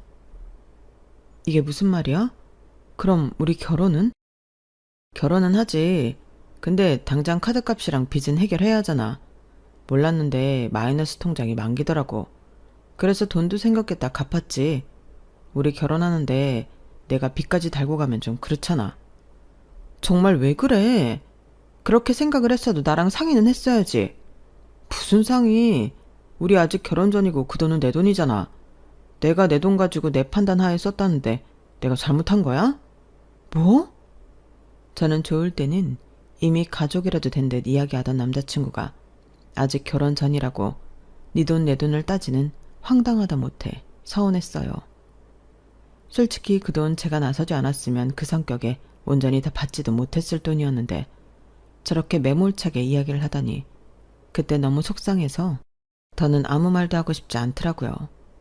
그러자 그날 저녁 남자친구는 미안하다며 저에게 사과를 했는데 자기는 정말 순수하게 저 힘들게 하지 않으려고 자기 빚을 먼저 갚았다고 거듭 얘기했어요. 그러니까 상의 안 한 건 미안하지만 그것 또한 저를 위해서 한 거니 이해해달라는 거였죠. 그리고 어차피 이미 쏜 돈이기에 더 생각해봤자 제 속만 쓰렸는데 그래서 어떻게 하자는 거냐 물으니 남자친구가 이렇게 말했어요. 자기는 처음부터 부를 사람 별로 없다고 결혼식은 간단하게 해도 된다고 했잖아. 그런데 나는 우리 부모님 의견도 있고 친척도 있고 초대할 사람도 많으니 아예 안 할 수는 없고 적당한 곳 내가 섭외해서 형식만 갖춰서 하는 걸로 하자. 요즘은 꼭 결혼식장에서 안 해도 되니까 내 후배들 불러서 스냅사진 찍고 우리도 파티하는 것처럼 즐겁게 하면 되지. 그리고 우리는 가장 큰 신혼집이 이미 해결됐으니 문제는 신혼 살림인데 그건 차차 마음에 드는 걸로 채워나가면 되지. 자기 일단 그 예쁜 냉장고 사고 싶다고 했잖아. 우선 우리 그거랑 우리 쓸 침대만 먼저 사자. 나머지도 돈 생기면 그때마다 장만하고. 어때? 저는 초롱초롱한 눈으로 자기 계획이라며 말하는 남자친구에게 아무 말도 하지 않았어요. 무슨 소꿉장난도 아니고 저는 가정 가구는 한 번에 맞춰서 드리고 싶었는데 저렇게 말을 하니 하고 싶은 말이 없더라고요. 하지만 아무리 생각해도 아쉬운 건 저였고 저는 그럼 제가 모든 경제권을 가지고 오는 조건으로 제가 신혼 살림을 일제히 장만하기로 했는데요. 남자친구는 좋다고 신나하더군요. 사실 그때부터 저는 말리기 시작한 거였어요. 하지만 이미 같이 살고 있기에 결혼은 꼭 해야 한다고 생각한 저였기 때문에 저는 이 모든 문제를 다 끌어안기로 마음을 먹었는데 솔직히 빠른 시일에 해결할 자신도 있었어요. 남자친구가 말한 대로 저는 결혼식에는 달리 욕심이 없었기 때문에 결혼식, 신혼여행, 스드메 같은 것에 큰돈을 쓰고 싶지 않았고 남자친구가 자기 빚을 해결하고 왔기에 결혼 후 부담해야 할 빚은 집 대출금밖에 없잖아요. 그러니 둘이 벌어 집 대출금 해결하고 또 돈을 모으면서 그때부터 아이 계획도 세우고 남들 사는 것처럼 살면 된다고 생각했는데요. 또다시 문제가 터졌죠.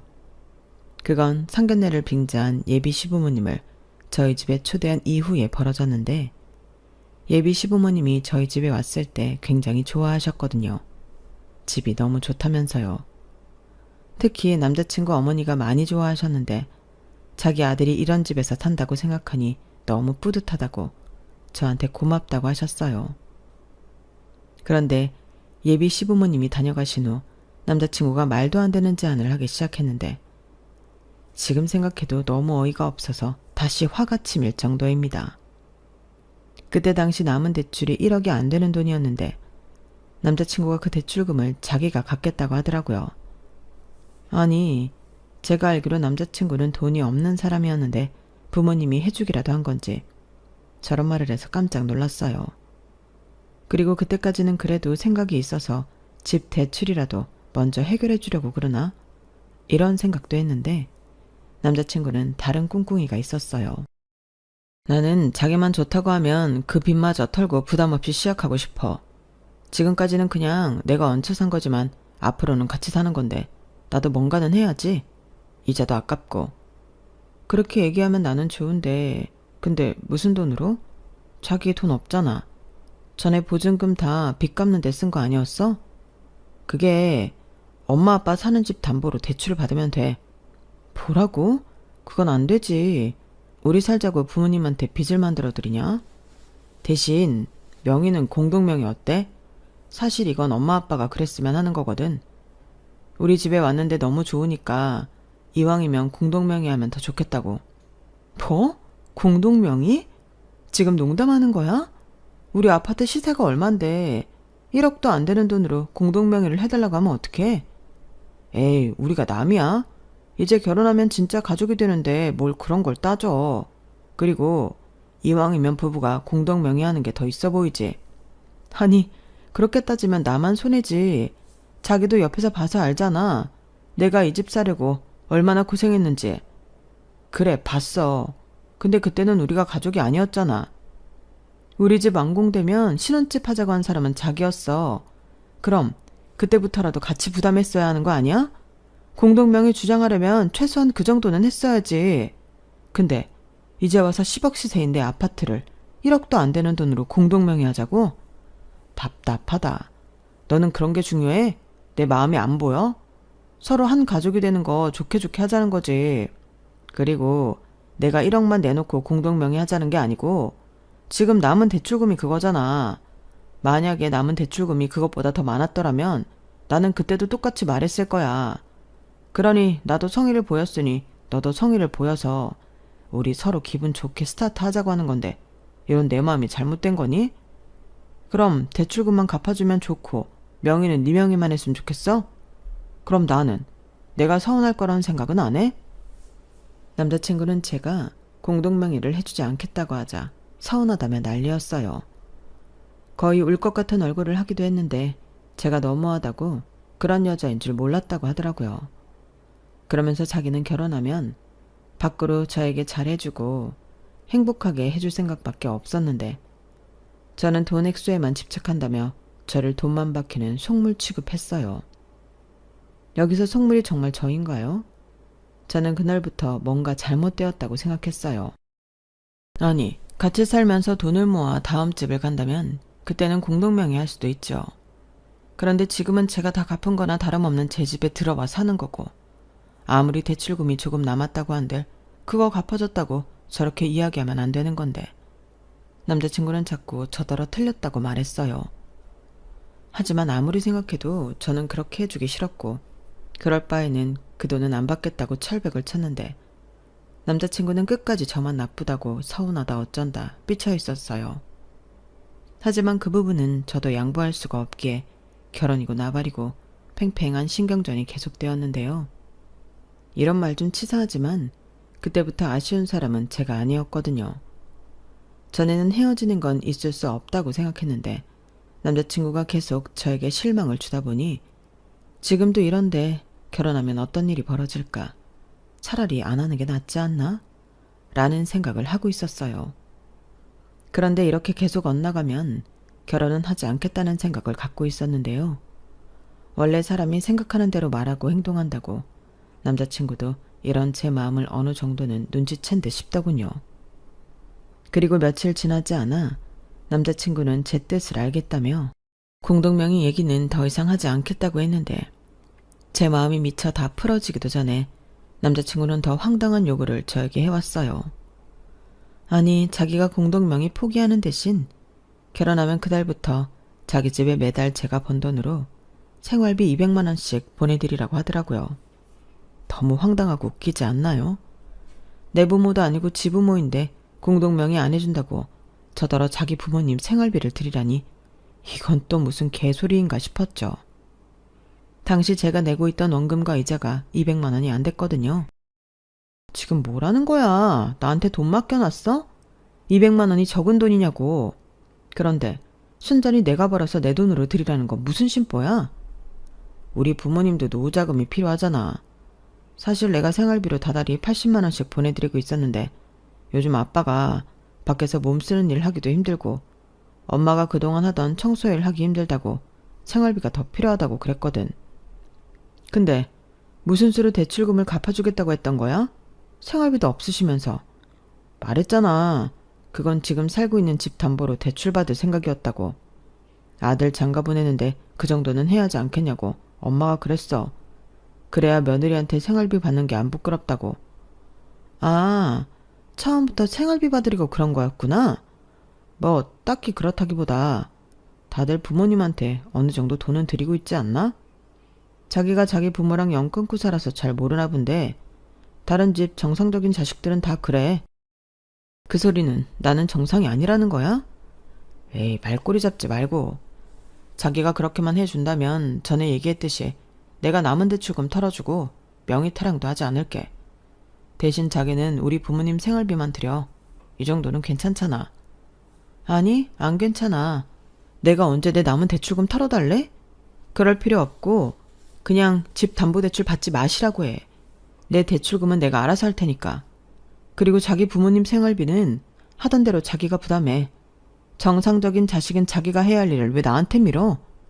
아님 예정대로 내가 경제권 가지고 오면 월에 우리 돈으로 100만 원씩은 보내드릴게. 그럼 되는 거지? 솔직히 200만 원이면 너무 과하잖아. 내가 뭐 얼마나 번다고. 그리고 오빠도 알지만 나는 고정 수입이라는 게 없어서 한 달에 200도 못 벌 때 있어. 요즘은 식당 일도 안 하잖아. 그건 그래. 그래서 하는 말인데 그거 다시 하면 안 되는 거야? 우리 당장 애 가질 것도 아닌데 하던 대로 열심히 살면 되지.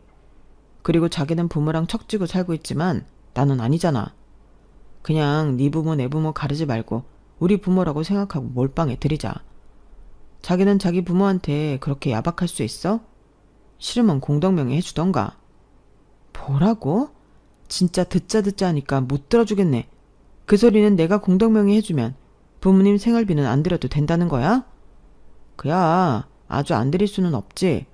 그럼 내가 중간에서 말 잘해볼 테니까 자기가 말한 대로 월에 100만 원씩 보내드리자. 저는 남자친구가 도대체 무슨 이야기를 하는 건지 하나도 알아들을 수가 없었어요. 그냥 공동명의 안 해주면 200만 원씩 제 돈으로 내놓으라는 억지처럼 들렸는데요.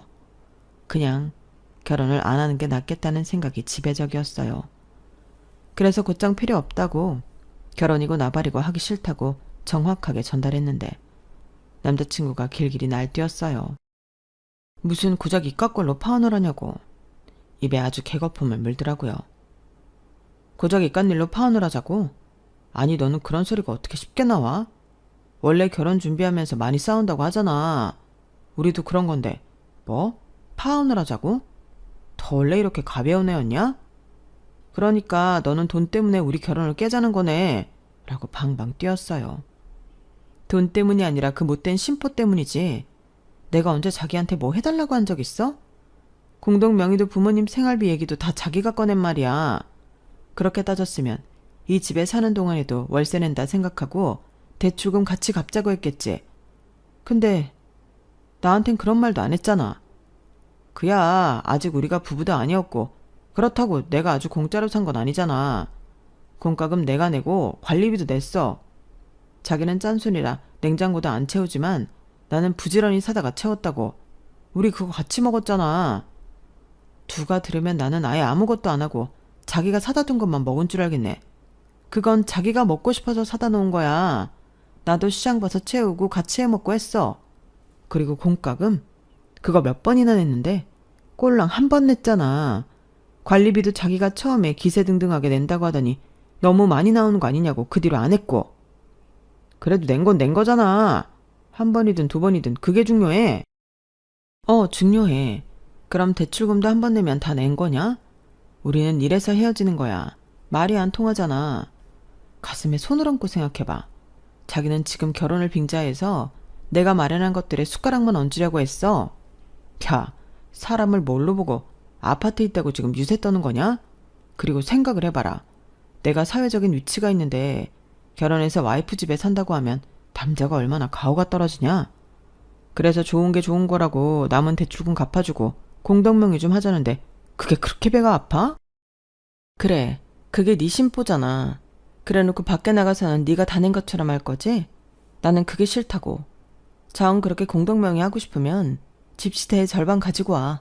그럼 공동명의 해줄게. 야, 너 진짜 도둑년이다. 시세? 네가 이 아파트 산 가격이 3억대인데 왜 시세로 따져? 나한테 지금 시세 차익을 남기겠다는 거야? 왜 이렇게 열을 내? 나는 그 정도가 아니면 공동명의 싫다는 거야. 방금 억울하다고 생각했지. 나도 그래. 내가 그동안 힘들게 다 했는데 이제 와서 마지막에 조금 도와주고 공동명의 해달라고?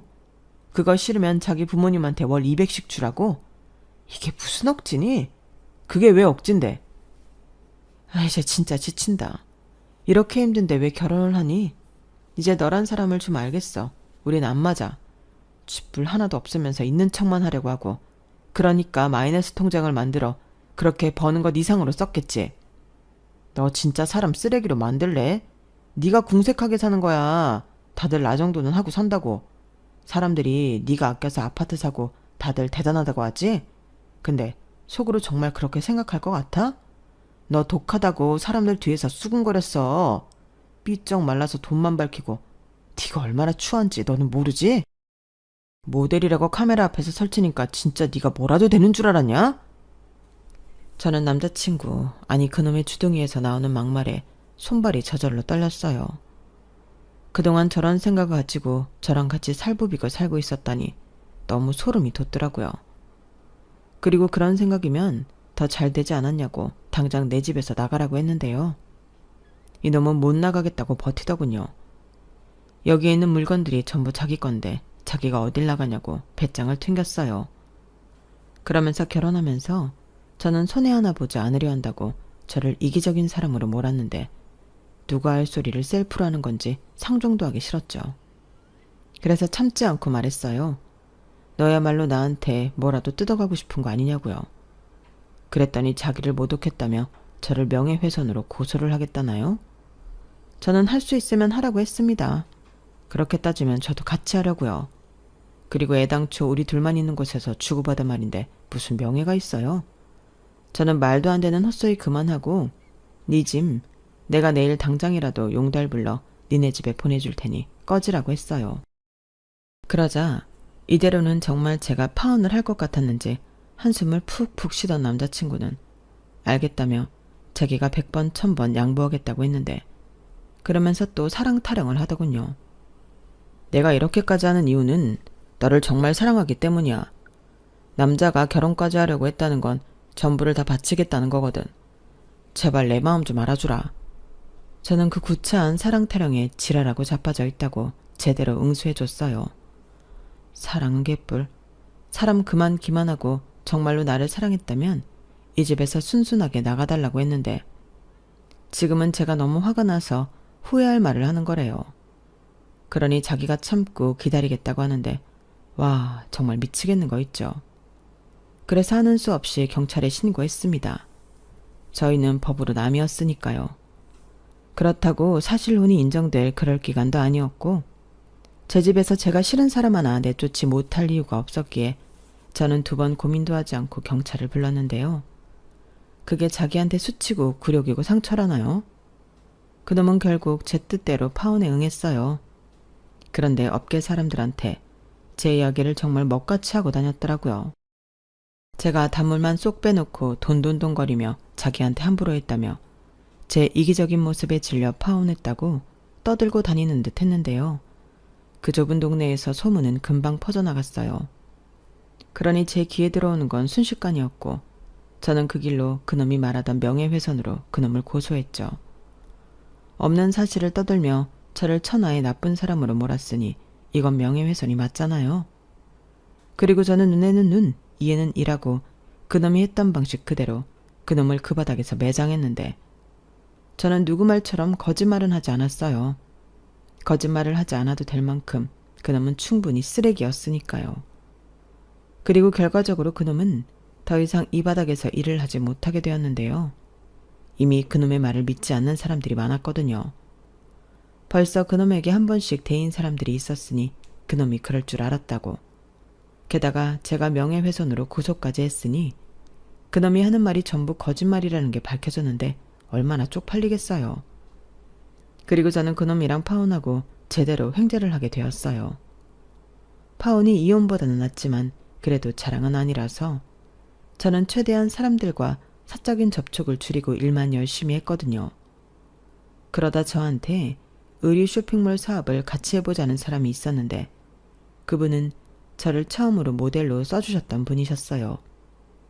그때 그 쇼핑몰이 쇼핑몰이라고 하기에도 민망한 인터넷 스토어 수준이었는데 그분이 저한테 제안을 하셨어요. 선정씨, 나 이번에 진짜 제대로 해보고 싶어서 그러는데 우리 동업할래요? 일단 쇼핑몰 플랫폼은 내가 하고 선정씨는 전속 모델하고 그리고 우리 같이 옷도 보러 다니고 디자인도 하고 그렇게 같이 해요. 수익은 6대4. 나중에 잘 되면 그때는 5대5. 어때요? 나는 요즘 선정씨 느낌 너무 좋더라. 정말요? 그럼 사장님이 너무 손해인 거 아닌가? 정말 그렇게 해도 되시겠어요? 괜찮아요. 사람이 이 정도 딜은 해야 서로 열심히 해서 윈윈하죠. 그럼 하는 걸로 알아도 되죠? 나 부끄러워서 이런 말 잘 못하는데 사실 나 선정씨 처음 봤을 때부터 친구하고 싶었거든요. 사람이 악바리 근성 있어야지. 나도 그런 과거든요. 우리 진짜 이 악물고 해봐요. 저는 그런 연유로 사업에 뛰어들었어요. 그리고 사업을 제안한 사장님, 이제 언니라고 부르는데 언니와는 둘도 없는 친구이자 자매 같은 사이가 되었죠. 사람이 결이라는 게 있잖아요. 그런데 저희 둘은 자매라고 해도 믿을 수 있을 정도로 그 결이 비슷했어요. 그리고 생각하는 방향과 좋아하는 취향도 비슷한데 그렇게 1년 정도 일하는 재미에 푹 빠져 사니 제 통장에는 꽤 많은 돈이 쌓여 있더라고요. 그리고 집 마지막 대출금도 진작에 다 갚았는데 저는 그 집을 시세 차익 9억을 남기고 현재는 다른 동네 아파트에 살고 있습니다. 언니랑 이웃하며 거의 매일 같이 붙어 살아요. 그리고 아파트를 재미를 봐서인지 부동산 임대 사업도 해보려고 요즘 공부를 하고 있는데요. 오랜만에 만난 사람들이 그러더군요. 제 얼굴이 그렇게 좋아졌다고요. 그리고 무슨 악연인지 그놈이랑 다시 만난 적이 있었는데 어이없게도 지인의 돌잔치에 초대받아 갔더니 거기서 그놈이 돌 사진을 찍어주고 있는 거 있죠. 그것도 잘 따라주지 않는 애기 때문에 진땀을 빼고 있는 모습을 봤는데 그동안 혼자 세월의 풍파를 다 맞았는지 얼굴이 말이 아니었어요. 그에 반면 저는 이제 저한테 제법 투자하고 공동이라고 하지만 대표직을 맡다 보니 신수가 훤해졌는데 그놈이 저를 보고 입을 떡 하고 벌리며 놀라더라고요. 그리고 그 타이밍에 박 대표 오랜만이네. 요즘도 그렇게 바빠? 우리 얼굴 좀 보고 삽시다. 하며 한 젊은 남자 사장이 저를 불렀는데요. 그놈 표정에서 많은 걸 느낄 수 있었어요. 정말 통쾌하더라고요. 그리고 동시에 저런 놈이랑 파혼하길 잘했다는 생각을 정말 많이 했는데 그날 참 기분 좋게 취해서 오랜만에 꿀잠을 잤네요. 그리고 지금은 연애나 결혼보다는 제일 열심히 하며 그동안 못 누린 인생을 재미나게 살 생각인데 어릴 때 하도 못 해본 것이 많아서일까요? 요즘은 매일매일 즐거움 투성입니다. 무엇보다 돈 버는 재미가 제일 재밌는데 전에는 돈은 좋아해도 일은 재미없었거든요. 하지만 요즘은 일도 너무 재미있어서 누가 시키는 것도 아닌데 무의식 중에도 일을 하고 있어요. 그러니 같이 사업하는 언니도 너는 병이야. 너 이런다고 내가 수익 배분 다시 해주지 않는다. 적당히 해. 내가 요즘은 네 눈치 보여서 놀지를 못해. 라고 혀를 내두르는데 일이 너무 재밌는 걸 어쩌겠어요.